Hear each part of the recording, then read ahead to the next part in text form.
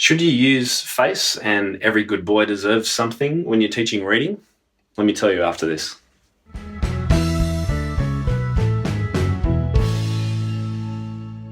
My approach for reading has changed over the years. I was certainly taught with the face and every good boy deserves method. Most of us probably were at some stage in the past.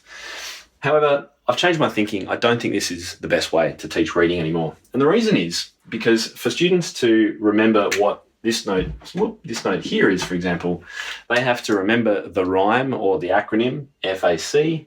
They've got to then say, oh, that's a C, and they've then got to play it on the piano. Or if it's every good boy deserves, maybe they want this note up here, F. They've got to think every good boy deserves fruit. That's what we say here in Australia. I don't even know why. They've got to think fruit. That's an F. Where's the F on the piano? I would much prefer that my students don't have to think about relating it to anything, and they can just see the patterns that emerge on the stave. The best way to do that is to give them what I call guide notes. And the guide notes that I tend to start with are the G and the F.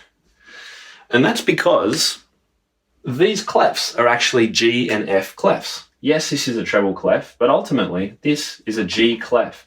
All it says officially is that the note on this line where this circle starts and where the bullseye, I say, is a G. That's what it says. The same with this one. The note on the line where this starts and around the two dots here, this is an F clef. It says that that note's an F.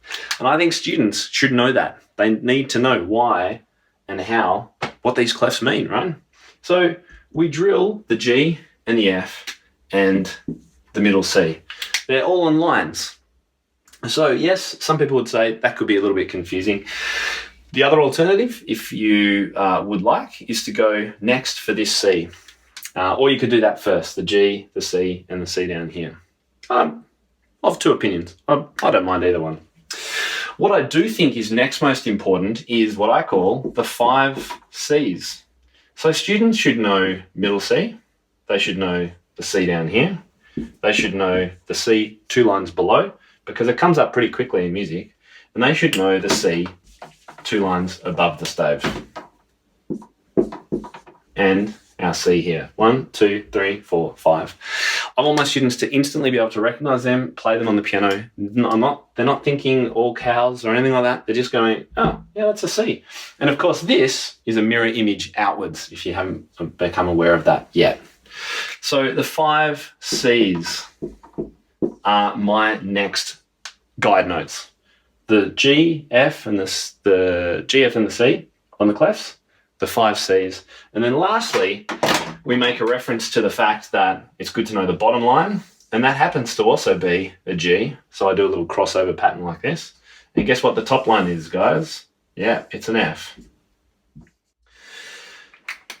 With those notes learnt, drilled, and there are some really good apps out there that can drill these kinds of things with students, or flashcards if you wanted to. With those notes in memory, then being able to find the relevant notes by intervals becomes much easier. So this note here, well, it's the middle note of a triad between these 3, or it's a third up from the C that I already know, or it's a third down from the G I know. What about if I need to find this note here? Well, I already know that's a C, so that's one above, that's a D. What about this note here? Well, that's next to the C, so that's easy to remember. You get the idea, right? And particularly for notes off the bottom of the stave too. You know, this can be a painful note for students to work out, right? Because they've got to count backwards in the alphabet from G. That's a pain. Much easier to know the C there, and it's just the next line up. Means it's a skip up or a third up. That must be an E. So that's my approach to teaching music reading using guide notes. G, F, and C, telling them what the clefs mean. The 5 Cs, and the F and the G, the top and the bottom lines of the stave. Try it out. Let me know what you think. See how it goes. And I'll be really interested, as I always am, to discuss these kinds of things with teachers on the blog.